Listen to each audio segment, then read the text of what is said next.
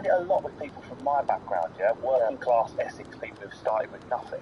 The reason they grow up conservative is not because they hate Polish people, it's because I've done all my shit on my own. That's Russell's way of telling us he's right. Yes, by the way, nearly good Kim, I'm saying.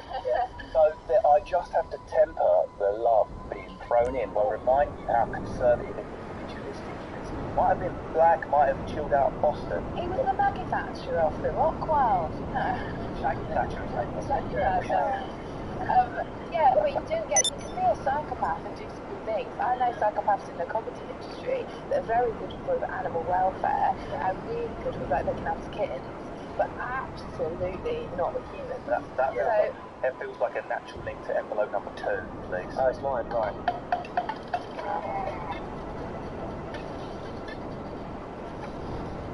Gun toting.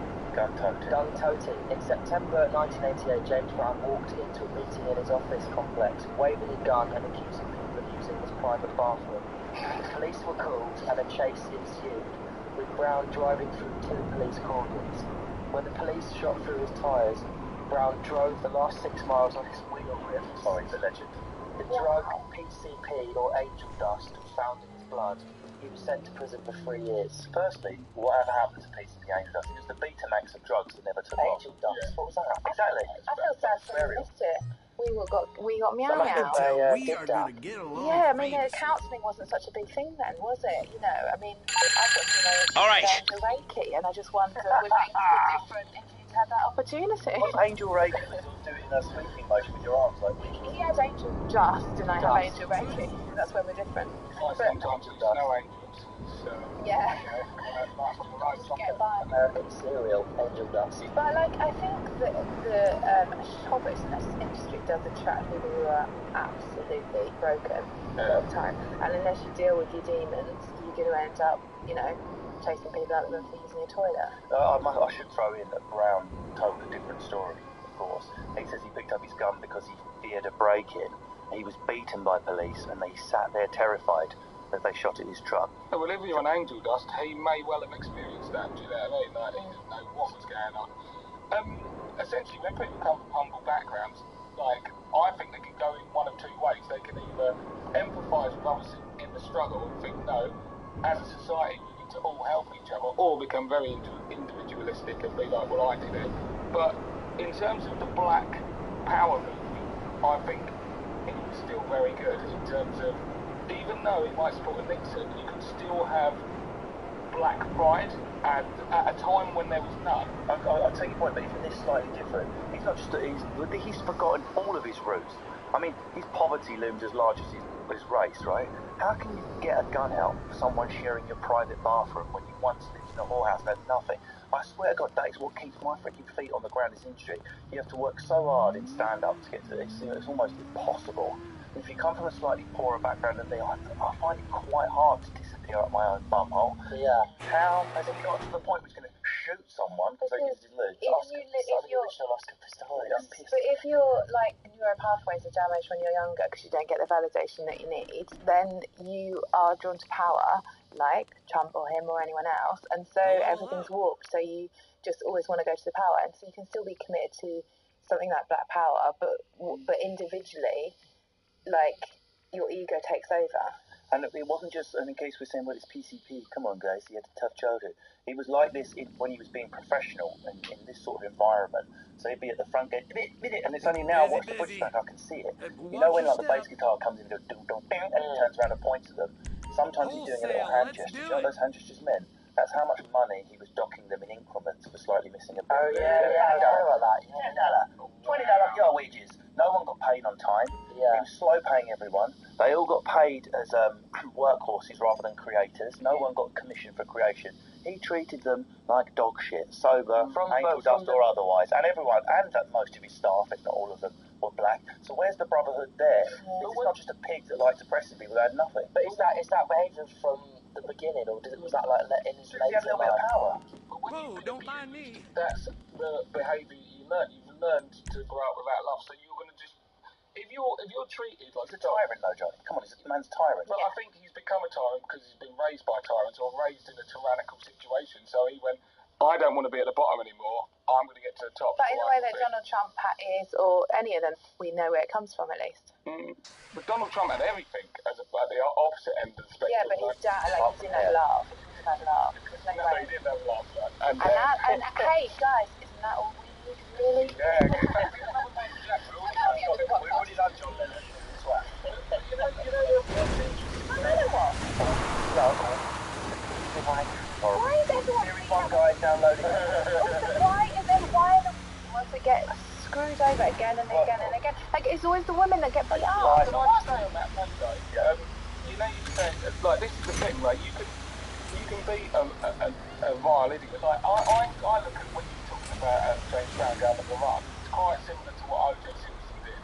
But the difference is even though they're both quite disgusting as we're going through these points, O.J. Simpson tried to come out and say he's post-racial. He tried to disavow the black experience. He said, I'm not black, I'm O.J. I didn't realise how much of a debate there was around James Brown's hair, which sounds like a silly topic. But if you want to talk about post-racial, the man got a lot of stick for straightening his hair and having like 1950s white crooner hair. So he went black on proud, shaved it off, went short fro, medium length fro, he discovered Drake, and then went back to straightened white man hair. So was he not playing it, trying to be a bit post-racial? This is not what I say. This is in a lot of the forums and.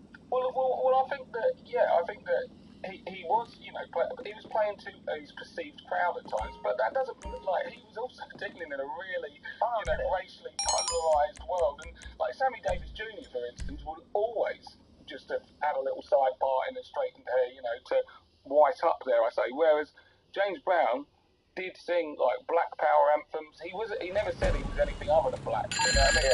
I was just thinking. Was like, hey, come on, I'm not black, I'm OJ, and that's all I mean. There is a difference there. Like, I think what we've seen here is James Brown is marginally better than O.J. Simpson. As it stands, but wait till they're 23. Wait till they're 20, Okay, domestic violence. Just before I read that out, can I just say that we do live in a very racist, sexist environment, and it's weird because your eye contact, mainly just giving those two eye contact, and every now and again you look over at me, just the thing that I've noticed. There we go. That's never happened before. It's subconscious, the kind of power dynamics of not giving women the interesting. But, I mean, I have been physio for 2 weeks for the disc in the right side of my back.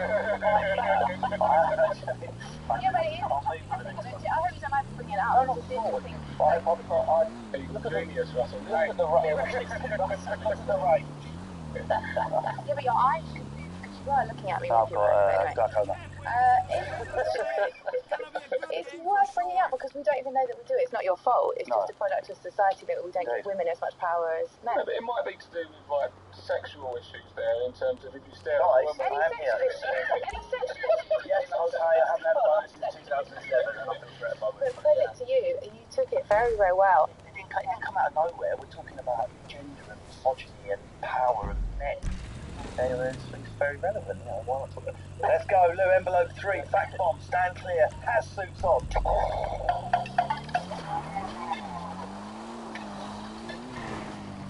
Okay, here we go. Domestic violence, my favourite. In 2004, Brown was arrested on domestic violence charges against his fourth wife, Tommy Ray Heine, and pleaded no contest. This wasn't his first offence. Singer Tammy Terrell was savagely beaten, that word, savagely beaten by Brown when they were first together in the 1960s. I think about a hospital, I think it was being serious. Flipping out. What's wrong with a crossword? His third wife had him arrested 4 times for assault, and in 2005 he was raping a woman at gunpoint, but the charges were dropped. Okay, I'm out. Wow, that's pretty serious. And remember, when he was younger, he trained as a boxer as well, so like, not that it makes it okay if you're a semi-professional fighter when you're domestic abuse, but what I mean is he has got the arsenal to really hurt someone, you know what I mean? And also he's got the power and everything, and anyway, like physically and, in social status. What's weird about these things is like, there's so many people who are massively famous and then discover these things about them. And then their entire... You'd never be worth up to. But their entire sort of reputation gets destroyed when people find out about it. For some people, seem to be at a level above that where, like, regardless of what they've done in their personal life, you know, like Michael Jackson. yeah, like Michael Jackson, so much. Michael Jackson was so like. I don't know if this is just a theory, but he was so good that people look past People that said, stuff. look, you know, a couple of cases that we'll look at. I mean, I think the thing is you get in positions of power. If you were kind of broken mentally, and you were like, you don't even know that you're susceptible to do some bad things, then I think that is what charges them to get to these heightened places, so they can get away with imposing their will. Also, the first time that you put someone in hospital, you think, oh, this needs a little bit of attention here. Yeah. Do you know, you won't be like, oops, I've done it again. It was what am I like? It was verified by the daughters as well, being interviewed after death. So, like, sometimes you think these things exaggerated. Right. Sometimes the fights lasted only minutes, sometimes longer. Deanna and I would wonder if our mother were alive or dead, and if we would be next. That was Yama Brown, daughter of James Brown, in the Martin Killing Up. We've had it in the past with other subjects. There's quite a lot of parallels between James Brown's life and Richard Pryor's life. By now, but in fact, they both had violent fathers. They both grew up in brothels. Yeah. Well, you don't really have to be Freud or Poirot to connect the dots between growing up in a brothel and not having seen the value of being women properly. Yeah. Shining shoes at that point. I did when I read that. I didn't know that we were attached to the brothel, like offering a similar service, like, you know, shagging a shoe shine, like, I think that was a business model, but somehow like a Saturday special or something. Exactly, you know, I know you into the shag, but a dusty shoe. My shoes sure are Saturday same night. And I think, like, I know like they had a rough upbringing and stuff, but I think you can transcend that and you have a sort of compass of right and wrong. So don't really buy it. You can't just be a product of your environment. Well, it contradicts a little bit the neuro pathways argument from earlier. It's something I've pondered on a lot myself. I can't, it's a bit difficult because not everyone I'm talking about is still alive, but my family background is certainly not straightforward. My nan wasn't a very traditional character. My mum was raised by my great-grandma. There's lots of different husbands, lots of different men coming back and forth. And many people in my family have grown up different. And one of the people in my family who had it the worst, who I won't name, he's grown up into like one of the most loving, kind, caring people I know, and had it the worst ride of the lot. It's not a slam dunk fait accompli. If you have a shit childhood, you're going to punch your wife in the face. On the other hand, because of the neural pathway argument, I feel like we're mitigating some of this behaviour by saying, well, his brain's not joined up properly. Therefore, he's right? I think it's not your road to go down, isn't it? I think that there's always a choice. Like, you can get messed up and stuff, but then, when I used to fight people, be quite violent. But can you read one? If you're physically disabled, you're basically Reiki, baby. Actually, meditation does help. You've got to want to be a better person. I think that's step one. And then things like meditation do help change your neural pathways.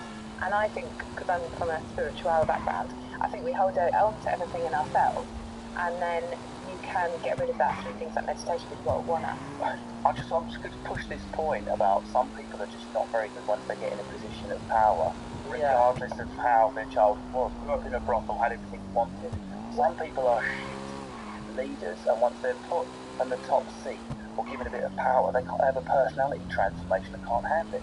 Are we, in our postmodern post-rationalising, everyone's got a medical condition, everyone sees damage, letting him off the hook a bit? Yes. Isn't he just someone who put a party on, for example? Yeah. And then all of a sudden, pure day, and some people just turn into tyrants, speaking to people like shit just because they're in charge. Yeah. Isn't this just a ramped up version of that? Are we letting them off the hook? I think absolutely he needs to be held responsible, because at the end of the day, dreadful start aside, he's made choices and he's become that man. But I think that is a broader, signal of what the society you live in is like, and what Why can't we hang out tomorrow?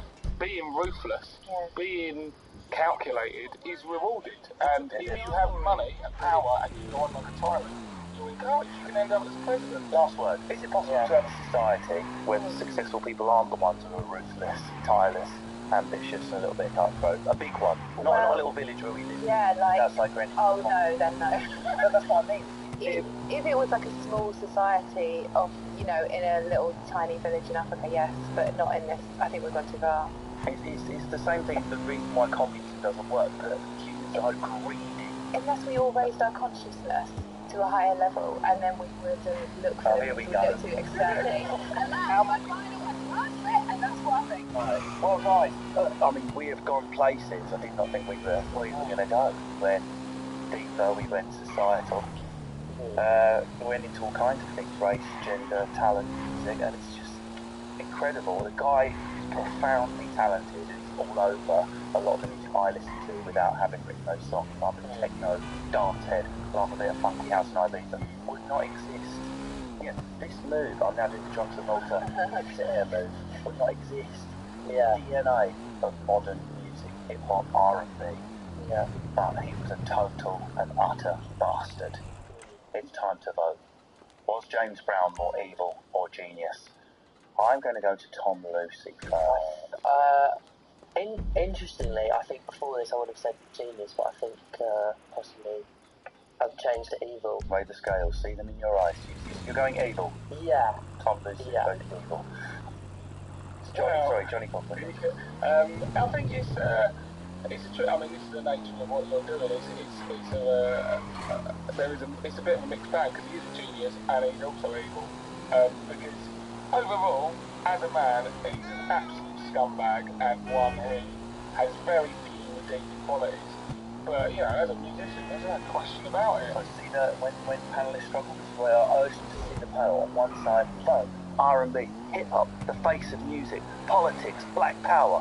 On the other side, all the icky stuff we've spoken about, the domestic abuse, the tyrant bully, the man who didn't remember the poor, the individualistic conservative, probably would have voted Trump, James Brown. Weigh the scales, Johnny. I think he's weighted more negatively towards being evil. But yeah, you know, there are plenty of evil, so he's evil. I'm down for evil. Yeah. Well, that's ruined my casting vote for Lloyd. But look, I wouldn't. Well, I mean, I've got the words. Will it be unanimous? I've got the words savagely beaten and raping a woman at gunpoint in my head, ringing through my ears. And also, I think we can all bash out a tune on the computer these days. So I'm going evil. I was not expecting this. Unanimously voted evil by the panel. James Brown, the godfather of soul, the fun master general, evil on Evil Genius. Thank you very much to my panel, Tom Lucy, Lou Sanders, and Johnny Cochran. Thank you very much. You can subscribe to Evil Genius on BBC Sounds. There are loads of past episodes to catch up on. I'm Russell Cade, and I think I'm evil, but I'm not entirely sure. I'm going to go, yeah, I'm just checking my hard drive, evil.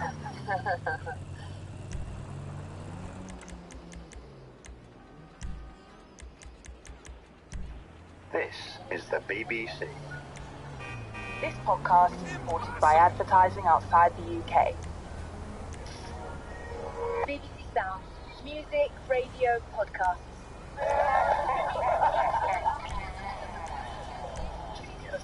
Genius. Prepare to have your heroes sprayed with the body smears of uncomfortable truth. This is Evil Genius!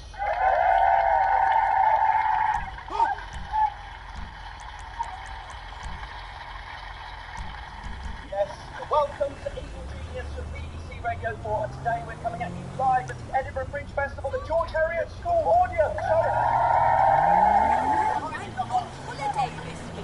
The core of the festival. Evil Genius is the show where we detonate fact bombs, covering everyone you love in the mucky rockness of fame cancer stuff. The posters on your walls when you were growing up was in fact a safari of bellends.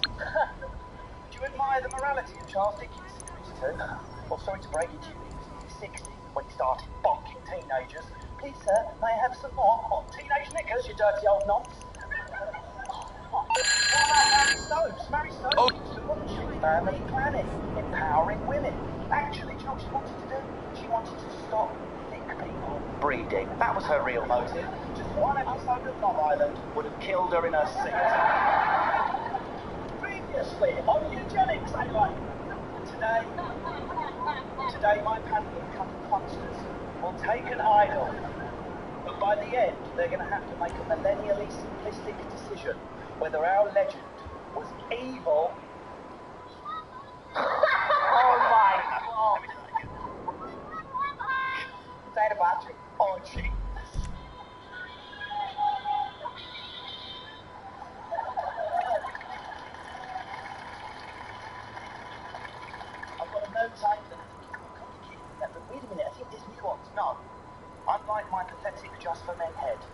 no grey area here. One way or the other, they must decide. And today's subject, Amy Winehouse. Oh, everyone loves her, it's gonna hurt. I'm so buzzing to introduce my guests today. All the stand-ups I absolutely love. With Susie Ruffle on to me in a moment. Please go and see her, she's awesome. Maisie Adam, en4cer666, and Fire. And Joanne McNamee. Don't worry, the lady said something. I'm organised. Yes, the lady stand up also on to it. Ladies and gentlemen, our panel. Okay.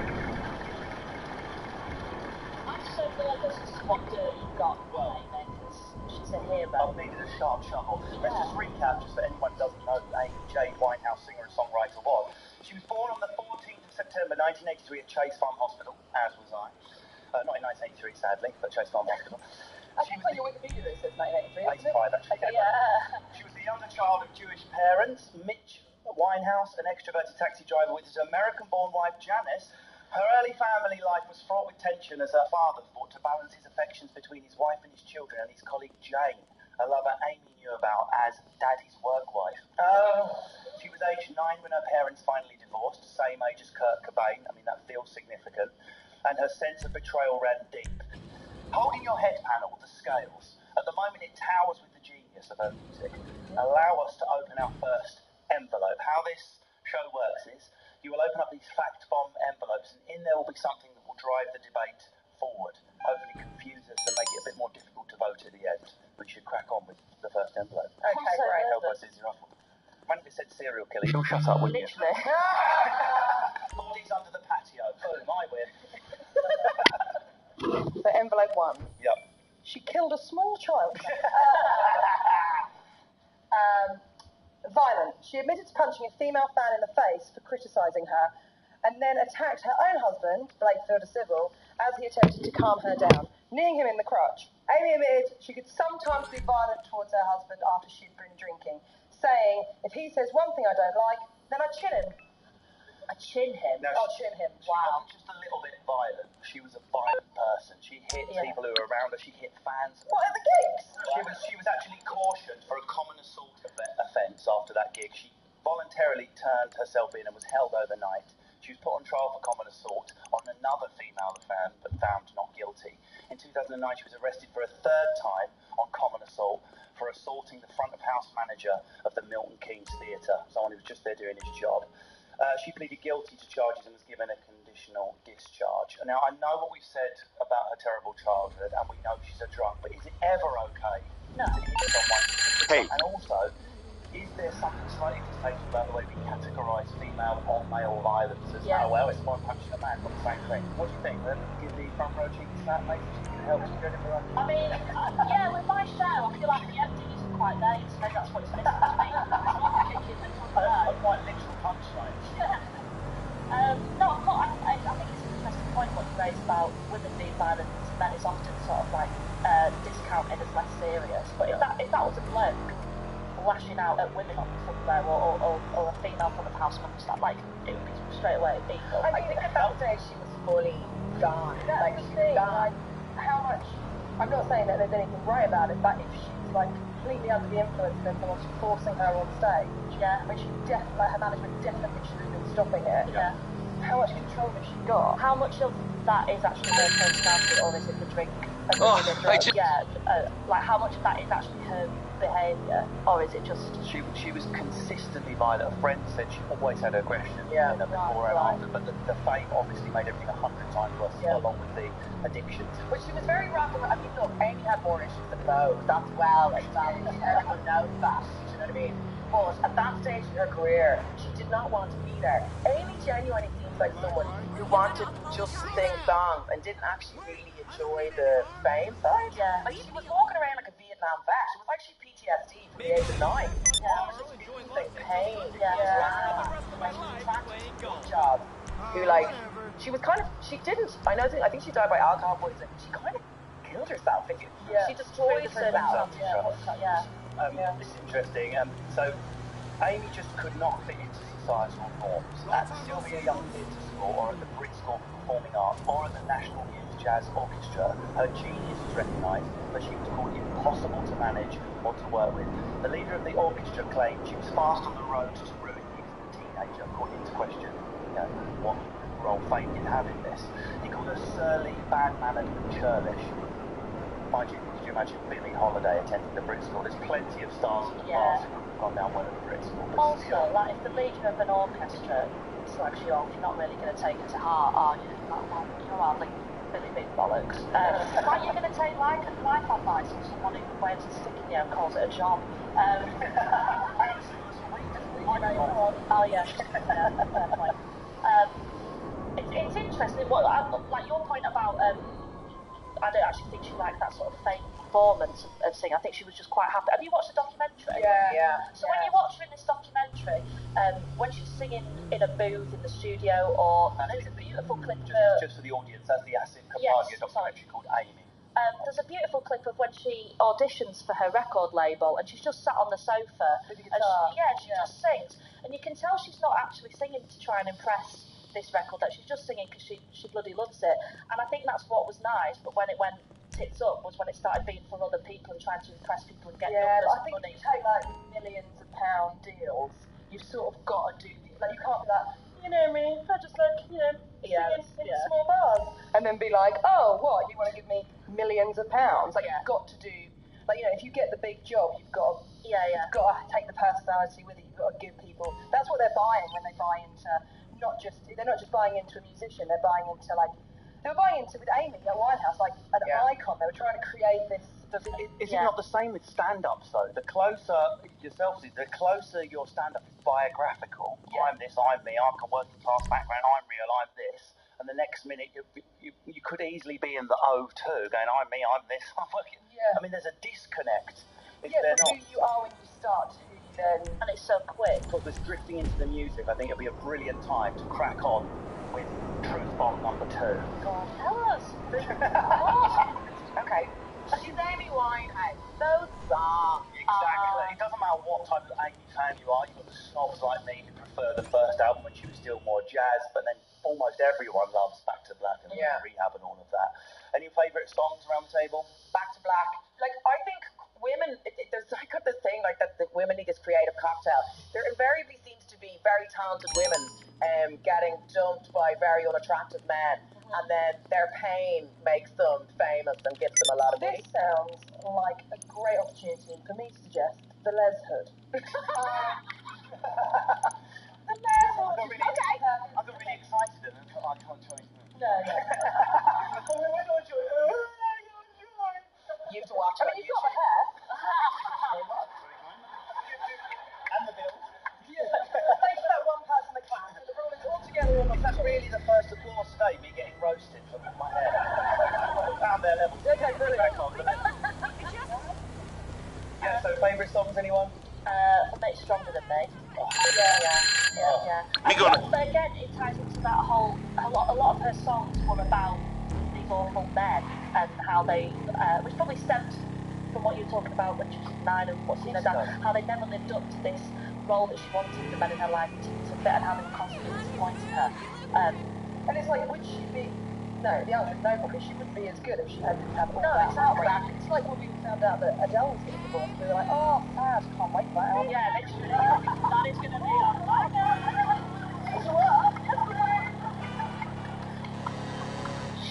if Amy Winehouse was singing about how great her boyfriend was, we'd be like, oh god, like, get a break. If it was like, I want to go to Centre Parks, yeah.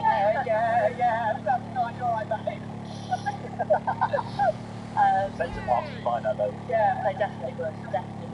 And then it comes into like separating the art from the artist, though, doesn't it? Like, There was no separation for her. no, she proper wore everything on her sleeve. So I read this brilliant book, I urge you to read, by David Hepworth, all about what it is that makes a rock star. And the closer the material is to the person, that's a rock star. So a rock star lives the music. They don't write a song, then go home and watch a box set. The music is there. And the closer they are joy, the closer they are to living the life and all the bad stuff that comes with it. And the jazz thing as well, that's interesting. The jazz is such an old soul type music. It's like you mentioned Billie Holiday earlier. Like, when you listen to a Billie Holiday song, that's not her being a character or putting what she imagines some women feel like. That was actually how she felt and her horrible experiences and her trauma, and she just sang about it. So you kind of have this, and I felt the same with Amy Winehouse, you have this massive respect for somebody who's willing to share that through a song that was so beautiful. Like, I hate to be that person that's like, but those songs, but those songs. I know her dad gets a terrible time, but I will say this, her dad is the one who introduced her to all that music that she grew up as a child listening to jazz, and she absorbed it all. It wasn't her. Her auntie died now. Yeah, so after you always got the brother was obsessed with Thelonious Monk, so he was always playing jazz in his bedroom. Yeah. So everyone in the family was leading those So her dad didn't give her that. Like, you absorb what you listen to. I just switched. She was listening to like but you grew her so much down. Yeah. She was listening to all these like cool like jazz things, but she was just too cool. That was Amy's problem. Too bloody cool. She's sassy.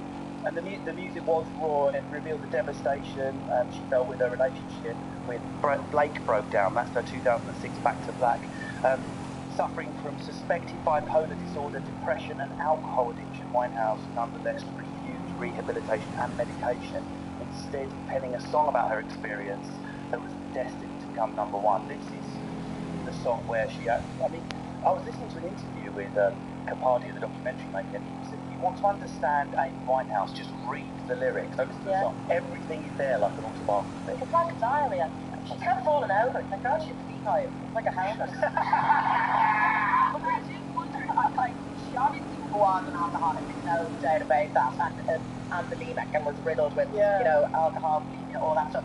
But I think it's just, this is the genius side of her, that she managed to get engaged twice when she was in a constant blackout. Like, I haven't been engaged, like, a man broke up with me once because I drank a whole bottle of Baileys on a plane.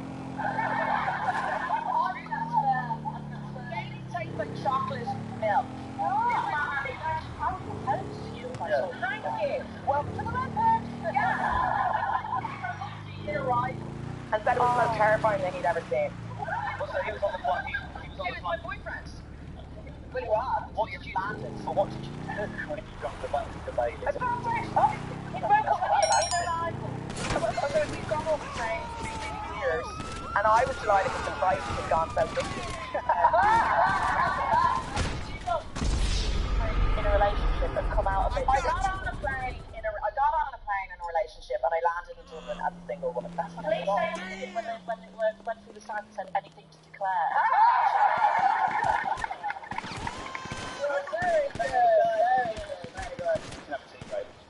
Very good. No, we did it while we were watching our luggage spin around the carousel. So sad. We'll take our own bag. Write a song about that.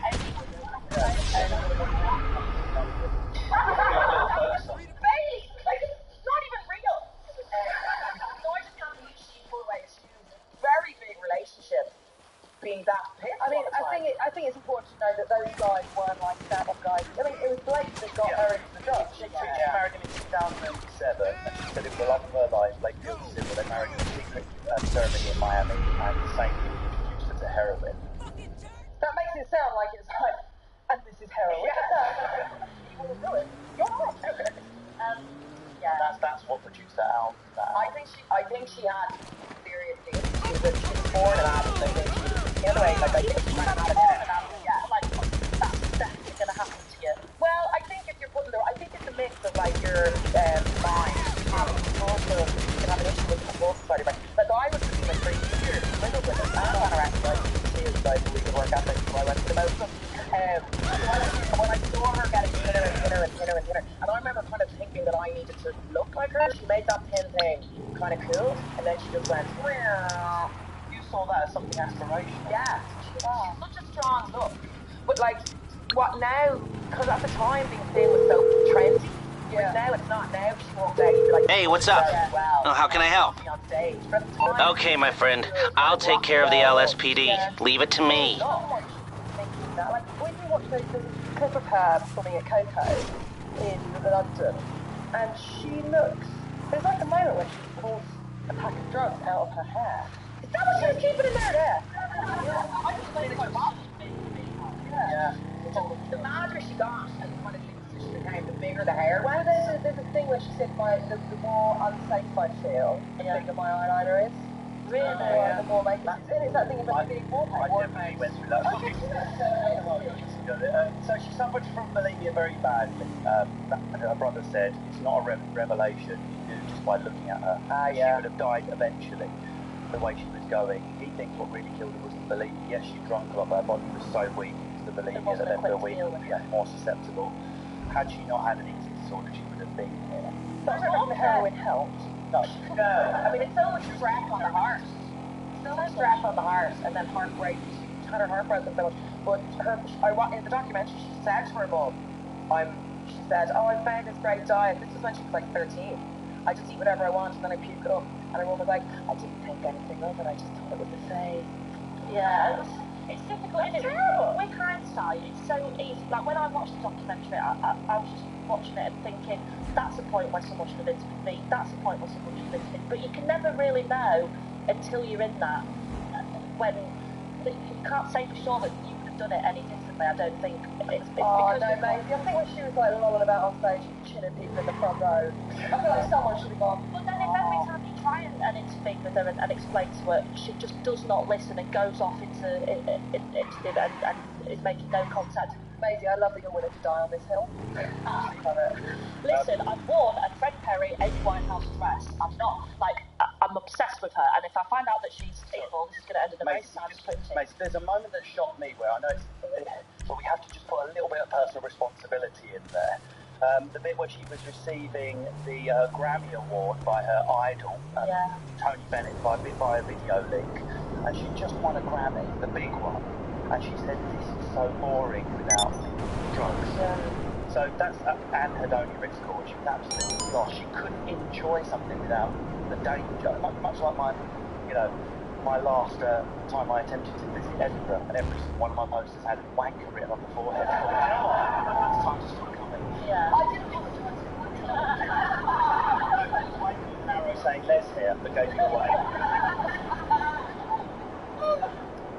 Yeah. But I mean, is that not a bit? I don't want to come off really like Tory and you make your own fate and your own personal, but there is a little bit of navel gazing if you do not at least suggest. I wonder if that's why it went tits up, is if she had so many people trying to help her, and if that person keeps rejecting your help, and then you say, well, you need to have an element of responsibility here. You've got to want to help yourself, and if that person doesn't want to, how much more can you help that person? I don't know. She said the law that she was so walking around like a Vietnam War vet was because her dad left with his wife her work wife, and then didn't contact her or whatever. But and again, I don't know why I'm suddenly turning on Amy. I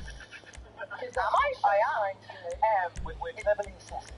Yes, we're assessing. If we just unpack that, loads of people have shit in their childhood. They don't turn out to be addicts. I don't think Adele's particularly close with her dad. No, I think that's a really good point. And they were competing, weren't they kind of up against each other? Yeah. They were signed around the same time. They both had these amazing voices. But why do so many people say that Amy is so much cooler than Adele? I'm a massive Adele fan, but you get these people that are trying to say, well, Amy's the cool one and Adele's the pop version. What do we mean by that? Because that's that rock and roll, I think drugs, it's so funny. And it is she died at 27. And when you said that, when a record label buys into you, they buy an image, and with Amy, they bought this sort of 60s rock and roll doll image about who sang about horrible men who've done her wrong, whereas Adele is more of oh, we're both right guy, wrong time. We're both lovely people, but we're trying to work. Is that what you got from 21? No, I was thinking more Hello, and it's you were great, I was great, but it was the wrong time. Yeah. That's the lyrics. Yeah, that's right. Are they both authentic, Adele and Amy? Is it more authentic to have truthful lyrics and be fucked up? There's different types of love, though. You can have a love like Adele's had, you can have love like Amy's had, unfortunately. I think that there's an element of there's no such thing as bad press and all that sort of stuff that made this idea of oh, she's going to do this big comeback tour, and she's this sort of this loose cannon, and that's why she's so incredible, and you can't keep hold of her genius, and she's wild, and that's what you love about her. And I think part of it is to do with the record label allowing that to happen, or management, or whoever else. And I think that's what people buy into. Like they like a drop like. Icon Tina Turner or Billie Holiday. They want something that's a little bit. Oh, so when you listen to the song, you know what it's about. You've seen it in the papers. You've seen the paparazzi. Isn't Tina Turner a brilliant counter-argument to what you just said? Because I'm never convinced about this. Do you have to be messed up and tortured by demons to do great music? Tina Turner put the really crap bit of her life behind her and was then more successful than ever. You know, like no one was like, well, she's not fucked up anymore. I can't buy the music. Although you do, even in comedy, like you do have an advantage if you have a terrible background. Yeah, I mean, but you just do. It's 2 years ago. 2 years ago, my nan died and my girlfriend left. I had a crack in Edinburgh. Exactly. I was such a material, so I burned my own house down, won the Perrier. There you go. Didn't really. There were naysayers though. This is quite a. We need to tackle this one. This is from a critic. An influential one called Robert Christgau. He said of Amy, she's a self-aggrandizing, self-abuser who's taken seriously because she makes a show of soul. She's using soul and jazz to show off this pain. She simulated gravitas by running her suicidal tendencies through an amalgam of 20th century African-American vocal stylings. The slides, the growls, the melismatic outcries that for many are now the only reliable signifiers of pop substance. What I'm saying is there a bit of cultural appropriation going on here? Oh, God. I've never thought about that. You never thought about it, but you're going to now, Maisie. What cultural appropriation? Because she sung music that was originally sung by predominantly black artists. What the critic is saying is she used the vocal tick slides, the glissandos of the voice. Like Iggy Azalea? Yeah. When she puts on that sort of weird rap voice. Exactly You're like, like wait a that. minute, you're Australian. Exactly like that. Exactly like that. That was for one person? You're welcome. Yeah. Or if you get a comedian that pretends to be working class and went to Eton or something, you have a similar sort of distaste. I hate all that shit. No, I remember an English woman came up to me at a party once and she was like, you shouldn't be wearing hoop earrings because it's cultural appropriation of Latino culture. This woman was from Wimbledon. I was like, sorry, what do you care? And I was like, sorry, is she a woman?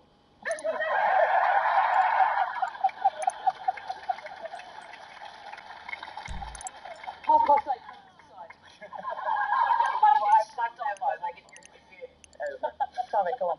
No, but what you're saying is that it's bullshit. No, If your culture's on sale in Primark for £1, I'm wearing it.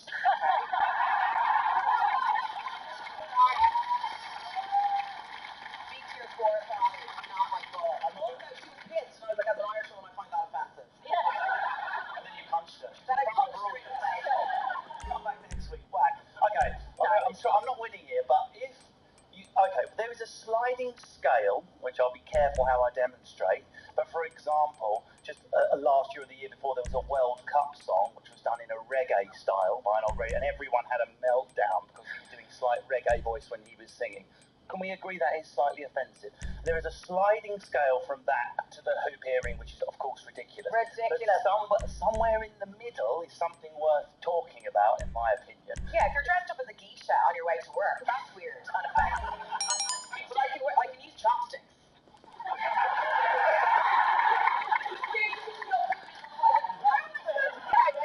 Keep them in your hand. Keep them in. You raise them too high.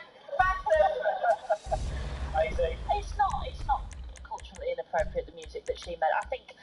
But do you think she's doing like those slight impressions? That's what of people where, like, you know. You mean where's the blurred line between what's influence and what's impersonating?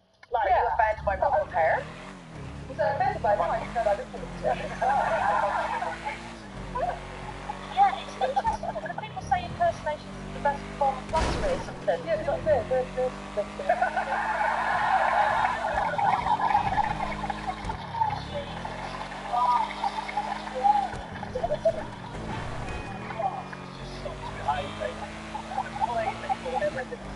Look how pleased you are with that. I think the top with one ball moment, but that really. I think we should move on to envelope. Right, number 3. Back to Black put a black hole into the culture. Amy Winehouse heroinized the most toxic and pathological type of love. She was always going to end up dead, so what are we supposed to take from that? Bloody hell, don't hold back. The point here is... She was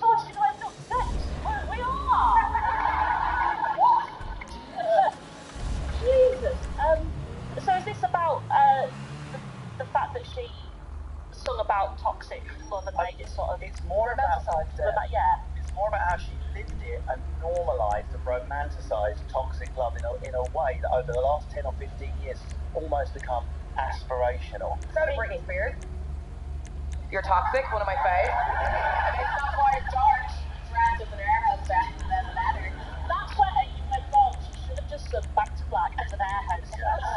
Drinking ladies. Yeah. Snake round. It was masochistic, she revelled in it, she loved drama, she engaged in self-harm sessions and bouts of what's been described as emotional S&M with Fielder Civil. And there are photos of her and Blake wandering about the streets, going out, one's got to believe intentionally, covered in blood, wearing the ballet pumps with mud spattered. I think the argument is there is a theatre and display to her toxic relationship in the same vein as a Cobain and love. But was it not just a display because they were in the public light? Were they not just living their lives and therefore it went on a public platform because of who they were? Do you know what I mean? I'm not sure they were sat at home going, right, let's beat each other up and then walk out in front of the press. I don't think it was I think that was their life. I don't think it was quite that. I also think that to some degree Amy knew that she had to stay in the press, to stay interested, because she hadn't released an album for ages. People to stay interested so that she could do that comeback. I think there was an element of theatre to it. Absolutely. Do you not think? Well, I also think Amy Winehouse heroinised the most toxic. That's an interesting word to use in this context. But I don't think she intentionally kept being as controversial and as toxic in the public eye for a period. I find it remarkable to think it might be to be keeping up appearances. I don't think it's to be keeping up appearances, but I think it was I think that she, like that rock and roll thing we were saying before, she sort of like lived that manic life. And I guess she became a parody of herself kind of thing. That's the thing. I think, like, to begin with, it was that she was, she sort of like guilty fights with paparazzi and that sort of thing. And so that was like maybe the real version of her. And then it almost became like a pantomime version. Oh, so she was like, that's working, that's getting me relevant. Like, I don't know if she would have known she was necessarily. We drifted a little bit off target. The argument, obviously poorly making, is she has romanticised and promoted a certain type of toxic love that now she was an advertising campaign. She's the poster girl for what I call attracted to bastard disease, which so many of my cousins suffer from. But girls have switched on, but for some reason between 17 and 20. You see it on Love Island, for Christ's sake. It's interesting. The more bastard weird the guy is, the more of a turn on it is. I can't get my head around it. I played Dungeons and Dragons and collected stickers. I was in space until I was 21. No one was interested in me. I wonder if there's an aspect of making her out to be a mark because she has died. We look at these songs in a more romanticised way. I do think in some of them she released now, people would call them out like we do Love Island. People would go, that's top. We shouldn't be celebrating that sort of love. That's not love. I remember listening to Back to Black for the first time. I would have been in my teens then and thinking, what beautiful songs, lovely song, and like the way they were sung and everything. But like, I'm not sure. I know I want to be in love, but I'm not sure I want it. Like, I don't think I want it to make me feel the way this woman's feeling about a man, because it was so toxic. And I do think that was a problem in that it was so romanticised. You were like, it's not normal. I think it made the first time you heard it. Attracted to bad long before I heard of Amy Winehouse, so I don't think she invented that. I'm not saying she invented it, but she put a cool, heroinized, grungy gloss over it and made it aspirational. Almost. I agree with this bastard. No, I actually don't, because when I watched it on Metro, I was like, she was a heroine and they were drug addicts together, and he led her down a very dark path. But maybe she would have found herself anyway. We'll never know. But I don't get the impression he was like fucking around or anything. I think they want physical altercation. I don't think he's probably bad. Like, you kind of cast him as like the devil. But when I saw the way her parents were kind of raising her, I think they really let her down. Yeah. I mean, the woman had. The woman had massive father issues. Like, she had his name tattooed there. It was very daddy stuff. There and daddy. Oh, there it was. And like, even when she was getting awards and stuff, she was always kind of looking at her dad, and like, she was obviously just looking for male validation all the time. And Blake fulfilled that for her to some degree. It just turned out he was an absolute wanker. And she obviously thought the drama of it was that's what love is. That's what you trick yourself, don't you? When you're used to men leaving, her father left, Blake kept leaving, she obviously thought that's what love is. Yeah, and it's the thing of like, I think people are attracted to like the drama of a relationship because you're like, well, that's what, if you grew up in a house where that's what a relationship looks like, you're like, well, that's normal. It's always drama. And had she not sung about that, everyone would be like, why are you singing about, like, that's not your truth. If we can see through the paparazzi photo that she's having this toxic relationship, that she's up and down, and then she's singing, like, you know, Cheryl Cole sort of songs, everyone's like, what you did? We kind of have to respect that she at least sang her truth, I think. Yeah, she wasn't culturally appropriating a shit relationship. That was legit. No, and she had massive earrings. Well, I feel like I've got like an emotional blind spot. I've never understood it. Every relationship I've been in, if I've got with the person and they've become weird or abusive or a bit mental or cheated, that's the end of the relationship. I've never thought, let's carry this on for a few more years. That was exciting. Initial drama, yes, but what on earth keeps someone in that game when once they know there's no positive emotion? What is it? I don't know. I guess that's not right. I don't know. But I guess for someone like Amy, that's what the highs and the lows of it were what she thought love felt like. Mm-hmm. And as you say, it's what she'd grown up singing. Yeah. So she thought it probably didn't raise as many red flags in somebody who had a stable upbringing, because that was her normal. It wouldn't have an attracted to bastard face, mate. No, I don't think so. Like, I think, yeah, because God, for good, I've gone for really boring people before. That's argument words. That's enough to drive you to drugs.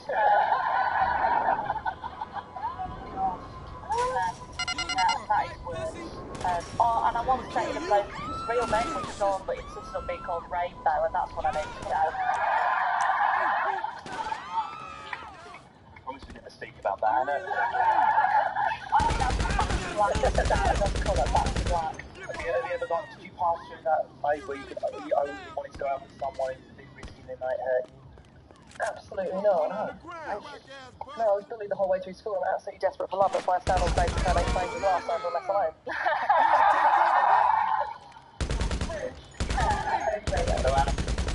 Yeah, I do, yeah. Yeah.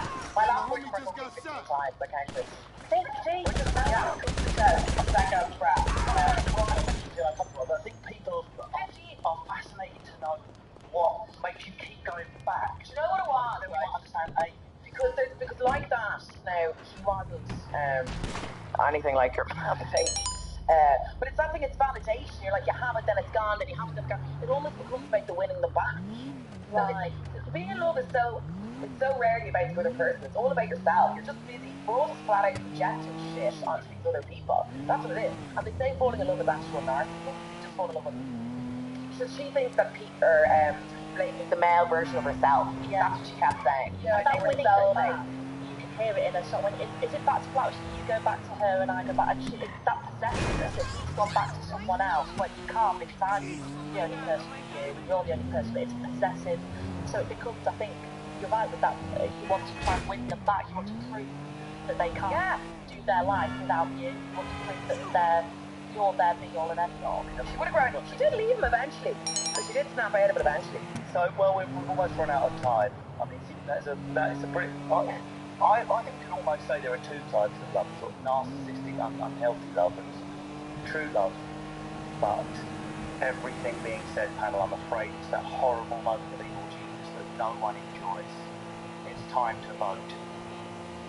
Does the evil, does the promotion, the 5-year ad campaign to young women and men that toxic relationships are cool, does the punchy drug addict opening my childhood, does that outweigh the genius of the jazz and the albums and the lyrics? It's time to decide. Voting first will be Maisie Adam.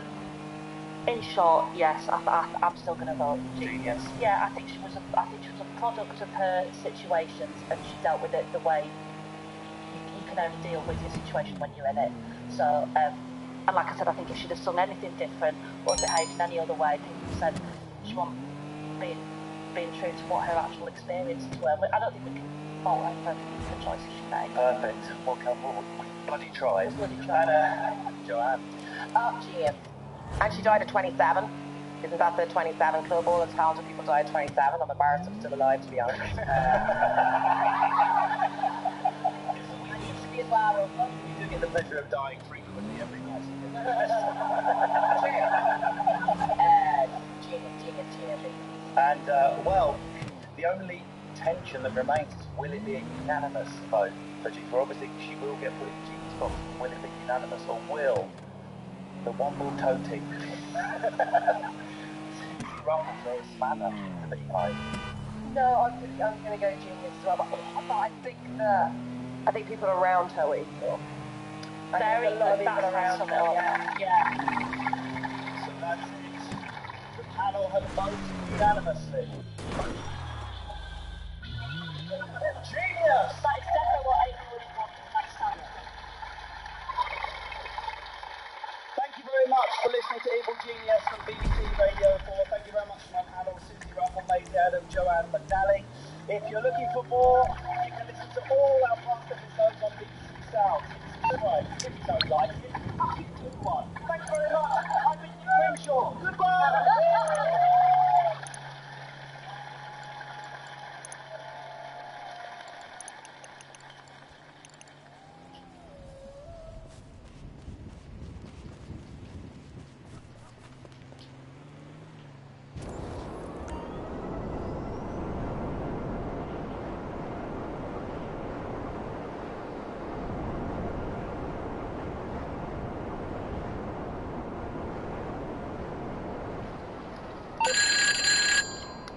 Hey, so, I know you've been there already, but Pooh just called and said I can come through and get a tour of Dre's studio as a thank you for what we did for him.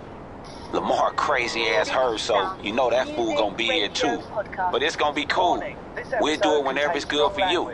Man, I'm excited for this. Look, bring a friend if you like. This one gonna hit different, alright? Peace, homie. Charlie and the Chocolate Factory. Oh, you're thinking of Roald Dahl, CF1. Nah, not the cozy children's stories of your own life, but the demented ramblings of a June 18 misanthrope. The partition of India, the avuncular, peaceful, protesting father of a nation. Nah, you're thinking of Gandhi, also CF1. He was more racist than my Uncle Terry's swastika chopping board, even Nazis like your onions chopped in English recipes, of course, for English people. Mary Stopes, eugenicist. Einstein, misogynist. John Lennon, bastard. Yes, this is BBC Radio 4's Evil Genius, the show where a panel of three fellow jesters had their lazy received opinions sprayed with the mucky unguents of reputation-ruining truths. And by the end of the show, they'll have to reductively vote, one way or the other, evil or genius. And today, we're by royal appointment, well, Victorian anyway. Yes, this bout of typhoid-riddled muck-chucking goes back to a time before the invention of Facebook, television, and lesbians. If the ultimate slapped-ass-faced human, Queen Victoria, were alive today, she'd download this podcast for show to find out whether she was evil or genius. And probably to laugh at the peasant budget allocated to my special effects, I would imagine. Say what you like, guys, I checked. The death penalty for treason was abolished in 1998, although it's quite recent. That just wasn't anything bad at uni, I think you killed. Today's panel are Athena Kublenu, check out her podcast, Keeping Athena Company. Jodie Mitchell, comedian, drag king, and one of the voices behind the LOL Word and Secret Dinosaur Cult podcasts. Nerdgasm in my pants, just by saying that. And Dane Baptiste heading out on his world tour, Chocolate Chip, in 2020. Is it a world tour just because you go to Jersey and that's technically outside the UK? Technically, it is. Are you going out of the UK though? Yeah, I'm doing. My last tour, I did Australia, New Zealand, Finland, Estonia, Latvia, and Johannesburg, and also the Emirates. And I hope to do the same and maybe extend to North America while it's still there. Any other comedians listening also hope for less impressive answer. I'm viewing Scotland. Still, countries in their own rights as well. Yeah. Right, so we're talking about Queen Victoria. But first of all, I want to ask you, my esteemed panel, if you were king or queen, what would your first act be, Athena? Oh, I'd build a Death Star. I think it's really ridiculous that the sun never set on our empire and we've got nothing to show for it. Just like a bit of irony. and like Jupiter Masano. Like we should have built a Death Star when we had the resources. Do you mean the fully functioning as in I can press a button and it can kill another planet Death Star, or do you mean one? With a fully functioning one. I mean, like, but I wouldn't kill another planet with it. I just feel what's the point of Jupiter? A massive gas. Just kill all the other solar system planets. That way, we go to school and have to learn about one planet.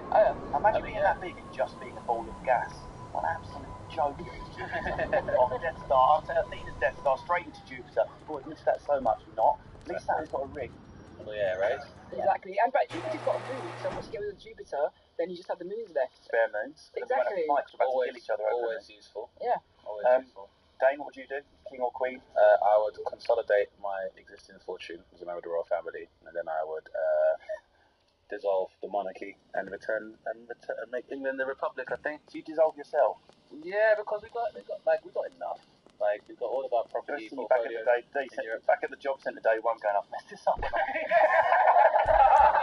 I should have done the accounts myself. Could have done by royal decree, but I was Exactly. King or you are a king on a regular basis, judges are here. Frequently a king, yeah. My king's called John Travolta. Thank you. It's a strong name, isn't it? It took me a while, but I like it. Betty Vagentino? That's really strong. I sense a strong king to me. Okay, just get this. This was her full name. Alexandrina Victoria. That's how she was born.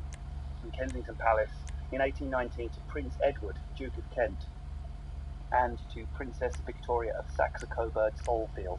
How many names do you need? Her father died when she was a baby, leaving Victoria to a lonely childhood, where she was groomed for the throne. In 1837, aged just 18, she became Queen of the United Kingdom. Oh, God. It's all a bit intense, isn't it? I was vomiting 2020 under a tree. That's not that old though. If you said die when there was like 50 in those days. Exactly. So by the day we're like, you're getting on a bit, really. She married her cousin, Banter, Prince Albert of Saxe-Coburg, and got her in 1840. More fingers, please. Victoria fell in love with Albert, his Christmas tree, and his unusual down-below jewellery. Albert died of typhoid fever in 1861, but not before Victoria had squeezed out 9 children. Oh my God. After Albert's death, Victoria went into deep mourning, withdrawing from public life and rocking the big black dress look for the rest of her days. In 1876, she was made Empress of India, adding to an empire on which the sun never set. Well, it did about 30 years ago. She reigned over the United Kingdom for nearly 64 years and died in 1901, aged 81. A long, eventful life, but today we're going to reduce it to one decision: evil or genius. We've got 3 envelopes in front of our panellists. Each one has a fact bomb, which will detonate, putting information shrapnel into the minds of the listeners. So, unless anyone has any strong opinions on Queen Victoria, I think we should kick off with the first fact bomb. I only have one strong, potentially insane opinion. Are we all familiar with this suggestion that Queen Victoria was a man, right? Never heard of this in my life. The Victoria's Secret thing. You never heard this? Is that why it's Victoria's Secret? This is supposed to be Victoria's Secret, is that Queen Victoria was actually a man. Wait a minute, 9 kids out of the machine. That's pretty good. Not even Dynamite. I remember that one. You made them with your cousin, though. So, true. Stranger things out of them. I'm going straight onto Google after Guys, I'm going to go into Google about this, but this is supposed to be Victoria's Secret, is that she was in fact a man. And that inspired a lingerie chain. Yeah, that's the big secret behind the panties, I guess. Wow. So, we'll just wrap the episode there. Genius. That means you're a genius. Jodie will definitely go genius. If she reigned as a queen whilst being a king for all those years. Plus lingerie. Plus lingerie. Genius. Yeah. Okay, so let's get envelope number 1.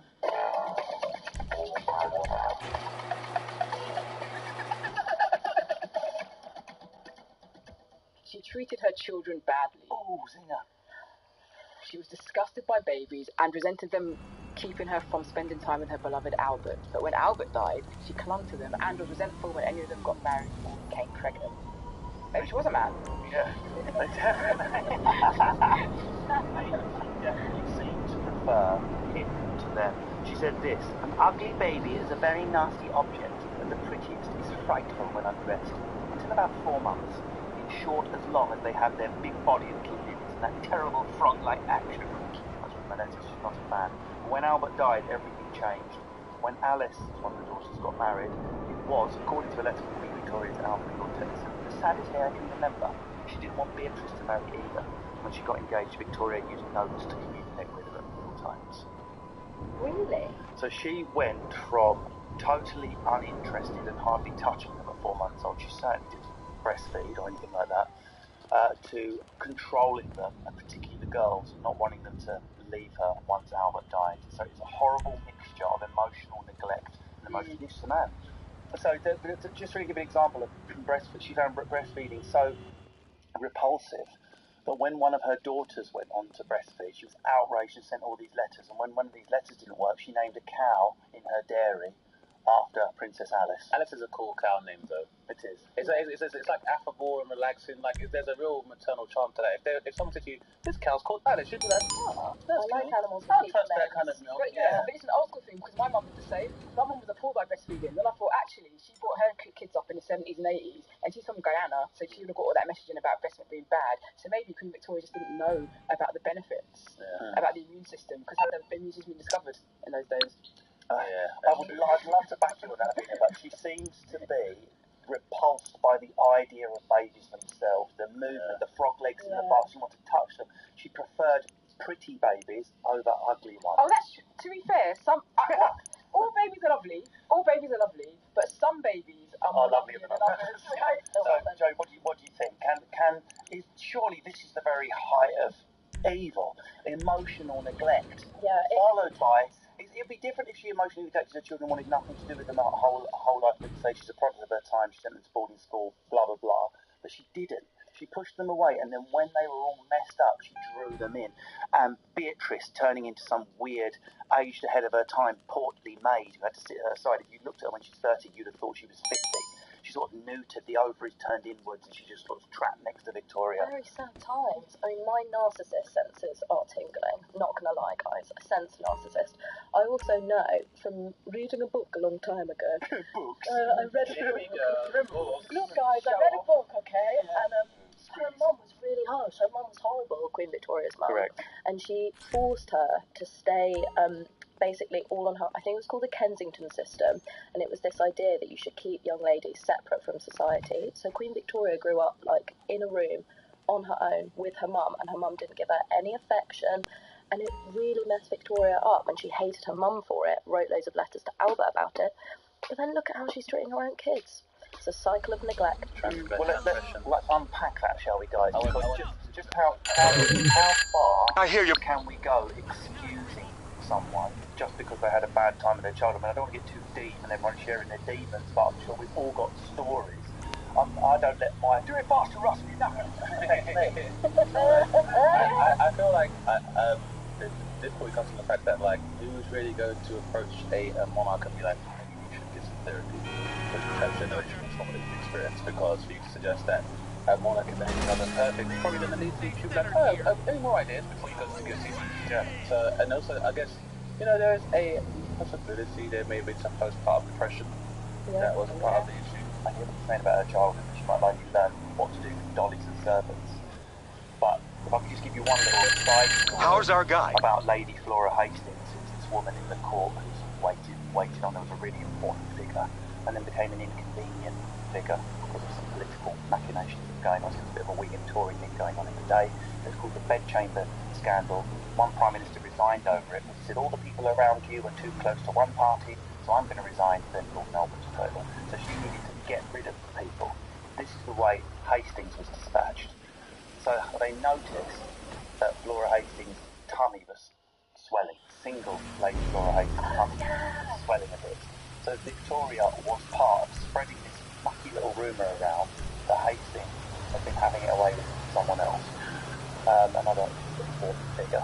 And she got right behind this to the point where she forced Flora Hastings to get checked over by the doctor. Like, everyone knows you're pregnant, but I can't be pregnant. So she sent the doctor in to examine her. And this doctor gave her a type of examination which traumatised her for the rest of her life, and then she could no longer be satisfied with the virgin at her base, as it was.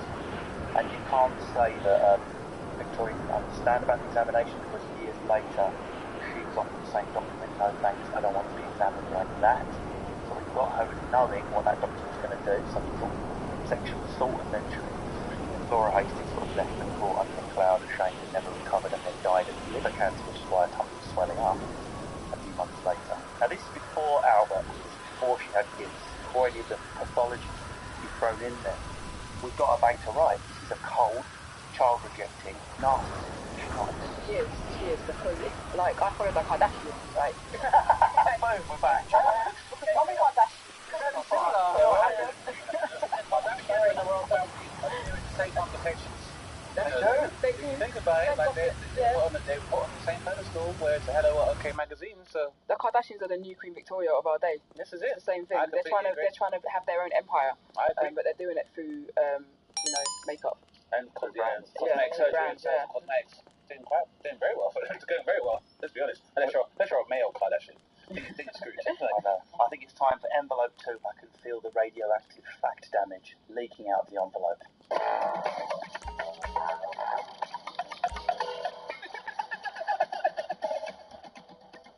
Jodie. Okay, fact number 2. Modern woman. Marcel? She unashamedly loves sex. She wrote in her diary. I know, dirty. She wrote in her diary, "My dear Albert came in today from the rain. He looked so handsome in his white cashmere breeches. Blimey. Oh, with nothing on underneath. Blimey." She also popularised use of anaesthetic on childbirth after using chloroform in the birth of her 8th child, Leopold. On herself, yeah. The impulse is different. She said it was soothing, quieting, and delightful beyond measure. This is the surprising fact about Queen Victoria, who we associate with staidness, sexual repression, conservatism in the bedroom. She loved getting jiggy. She wrote about Albert and Dan Pritchard, like a reverse Mr. Darcy. Remember Pride and Prejudice, when Mr. Darcy came out wet at the top? She liked it wet at the bottom. She liked to see the bell end poking through the breeches, quite literally a bell end, given it's pierced allegedly. And they had a very, very vigorous sex life. They were talking about sex all the time, they were shagging all the time. Some historians argue that the reason she had 9 children was that she wanted 9 children. She just couldn't stop banging Albert. Is that why he died early? Some report he looked like a skull and a stick on him. Maybe she just milked him until there was nothing there. Shagged her to death. Shagged to death by a monarch. Come on, that looks good on the head. And no wonder she was in mourning and died. I mean, she lost her dick. There was no batteries back then. Yeah. No batteries. And she couldn't find another guy to have sex with, so I'm guessing, like... You know, I kind of missed the times when it was hedge fund managers and the other thing, she would have been trapped by convention. Right. It was also mixed, you could argue, toxically. I'm not saying you shouldn't love and adore and sexually cherish the person you're with, but that kind of obsessive, can't let go of them, shagging 24/7, then dressing in black and living in a cupboard for 50 years after, probably suggests it wasn't healthy. Yeah, also the fact that, they write their Christmas cards to the same grandma. That is weird. It's just one Christmas card. You can put the same. Take the postage and the chromosomes. I mean, I think everyone loves sex on some level. Unless you've got something medically wrong with you, we all love a bit of love making. Is it just shocking coming from the woman who's in our heads looking grumpy in her mourning clothes? Or is it just shocking coming from a woman back then? Is it exceptional? Do you think all Victoria women were equally hornier than a rhinoceros? Oh, I'm not shocked. I think what happens is people hide all this stuff. So on the surface, there would have been like, sex is bad, you've got to wear clothes that cover everything up. But, back in the palace, probably a dungeon, chains everywhere, handcuffs,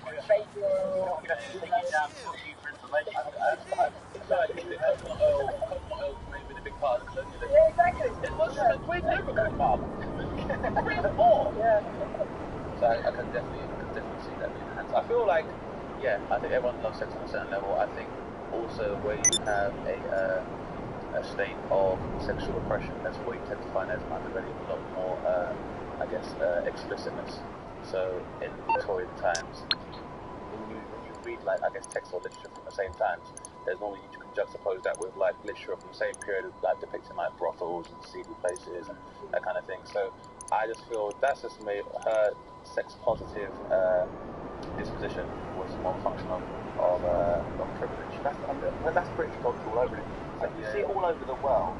Countries where we're a bit more sexually repressed and shy during the day, there tends to be a wild, more alcoholic night. That doesn't happen many times on the planet, but The only other times I've seen it quite as extreme is Thailand and Japan, which has the kind of businessman, quite quiet by day and wild mental sex. Japan is the UK of the Far East, I'd argue. You know, in terms of like being essentially a culture where it's a very small island nation, but with a very large naval forces, which allowed them to like establish their own empire. Monarchical constitution. Monarchical. They're also very feudal as well. Like the samurai is just the equivalent of the knight of the realm. So yeah. And also they love tea, right? Right. Japanese people love tea too. Even though they don't come from there. Maybe it's in the tea. Maybe there's just a lot of sex stuff. Drinking that on a tea. Yeah. I'm seeing that technically, man, that gets me for there you go. I mean, it's PG-6, but it's really 18. we got to remember maybe another mark on the evil sheet, that while she was enjoying this very vigorous, very full sex life with her man, she was definitely behind some sexual conservatism at the time, and she hated the idea of her children being sexually involved. Even when one of her daughters was getting married, she was like, I hope there'd be no kissing. I hope there's no success on the wedding night, and euphemistically hoped for the fact that the marriage wasn't consummated. So she didn't even want her children to have sex once they were married. Yet she was dragging Albert. There's a bunch of reasons behind the rationale for that. It could be like diluting the bloodline with outsiders. It could be that narcissism, as you said, Jodie, where she's just like, sex is for me. Yeah, no pleasure, no attention on anyone else. But I am a sex queen. Yeah. Parents do that. Like the parents who used to get in the most trouble are the strictest parents on their kids. Yes. You know, so if you're like a parent and you used to do drugs, get drunk, have lots of sex, steal or whatever, you raise your kids to be like different because you're like afraid they're going to go down your path. She's probably like, I can't get anything done, but don't be like me. You know what I mean? She has to have sex all the time, and she's looking at kids thinking, I haven't even managed to end imperialism because I'm just like, her head through a curtain while she's being pounded the other side of it. I can't quite stop now. I'm busy. Don't end up like me. You know what I mean? Get something going in life. We can't sort of move on to envelope 3 without mentioning the Albert ring. Now, if you don't know what an Albert ring is, it's a piercing on the penis. Why would you do it? It's a piercing on the penis where they pass a ring and out the underside of the penis, and it bleeds a lot and it really hurts. Gee, that sounds like a fun day out. Can I do it? I'm very proud of you for managing to say that. Thank you. There is some circumstantial, probably not the best word to use, some circumstantial evidence, accidentally made a call to it, evidence that Prince Albert did indeed wear this decorative ring on his penis, and that's why it is named after him. There was another case to say that he needed to wear it as he was suffering of Peyronie's disease, which is your willy goes so much in the wrong direction, it's sort of pointing at 3 o'clock instead of hanging down. So it's like a brace for the penis. You wear a ring and the penis hangs in aesthetically pleasing fashion. You've got to remember how that was Victoria's favourite feature, seeing his toddler ultra his riches. So she's going to be into how that hangs. So they were so sexually liberated, one could argue, that he was wearing a ring to make his dick hang at the correct angle so she could ogle him in a satisfactory fashion. Does this sound like Queen Victoria's view? My God. But then it's just bent from being like folded into so many parts. I bet she did that. Bent from her using it. It's out there. It's bent. I'm going to have to put a ring on it. I'm not sure he has this, but I would only because, but then I wonder, where is it now? Is there like a museum where it still is? Because I imagine being that he was a prince, it'd be an unreactive ring. So let's say the silver gold, right? Yeah, platinum potentially. But upon his demise, would that not have been exhumed? Remove the ring, put in there? I'll straighten out your dimensions. Yeah. Sex and Pearson, that's one of those, right? Pocket would be great as well. What time is it? Access ratio was saying. You're quite a I think there's more for genius than evil in there, because for a woman of that status at that time, from that era, to have that sexual freedom that some men and women still don't have in our time, mentally, physically, psychologically. So, envelope 3, please.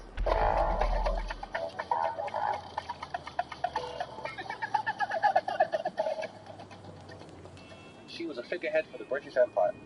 While Victoria was queen, 1 million people died unnecessarily in the Irish potato famine.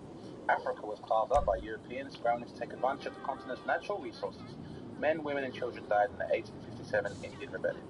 Perhaps worst of all, in 1877, a lavish durbar in Delhi celebrated Victoria's new title, Empress of India, while she was empress, millions of Indian people died in famine. And this, of course, is the big, big, big Darth Vader Death Star evil that we saved to the end. And that 1877 Empress of India one is worse than you might think and ties back to our first point, because there is some strong evidence that her oldest daughter, Princess Vicky, the Princess Royal, when she got married, by a quirk of fate, the German she was marrying meant that she would be called Empress of Germany and Prussia. Victoria could not handle this. She was a mere queen. Was her daughter really going to be an empress? There is strong evidence that some stuff and some laws were rushed through and boundaries were moved extra quick so that spoiled, narcissistic Queen Victoria could be an empress herself. Come on, Jodie, how can we? I don't care how much of a top shagger Queen Victoria was. She basically invented empire, presided over the potato famine, although there is some extraordinary evidence there because she did give a £2,000 donation to help out the victims. So there were some signs of tenderness and remorse, but she seems to be... And she repealed the corn laws as well, which was good because it meant that there was lower import tax, so you could bring more corn in for cheaper, so more people could get food. But she also opposed giving any kind of freedom. How are we doing out there? Our guys still have a pulse? Because if not, this just became a very different kind of favor you're doing for me. I mean, I'm grateful either way, just hoping we can keep... But she wasn't actually interested in giving any freedom. As long as she could still hold on to control over places, she would do a few publicity stunts. So you think the £2,000 was an appeasement of the anger rather than any desire to help the people starving?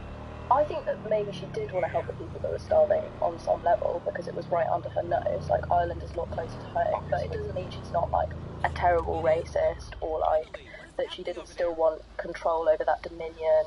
So I think that, that was nice, and I know it was the biggest contribution, but she's also probably the richest person in the world, so it's easier for her to give the bigger contribution, you know. She could sell Albert's ring, get loads of money for it probably. She's got a lot of stuff at her disposal.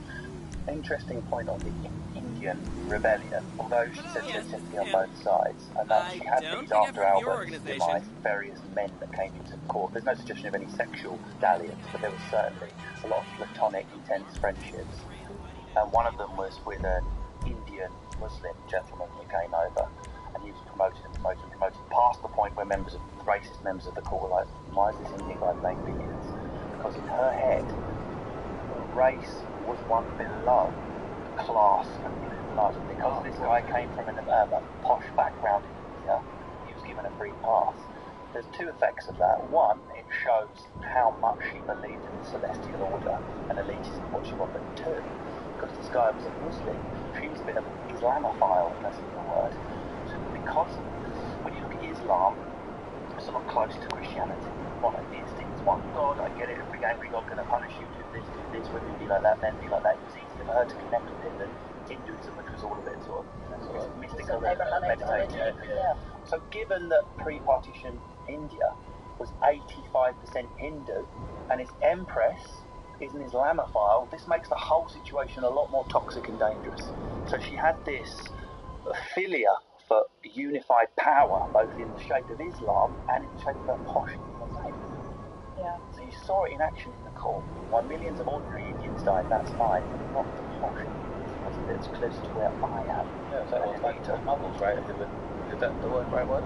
What, the Harry Potter, like, ordinary people? MGHAL? Oh, Muggles, Harry Potter. I love that. I'm so excited to be like, exactly. There is a lot of allegory in Harry Potter because but like within India, so the Mughals used to be delegated to like control certain areas and certain tribal prefectures and stuff.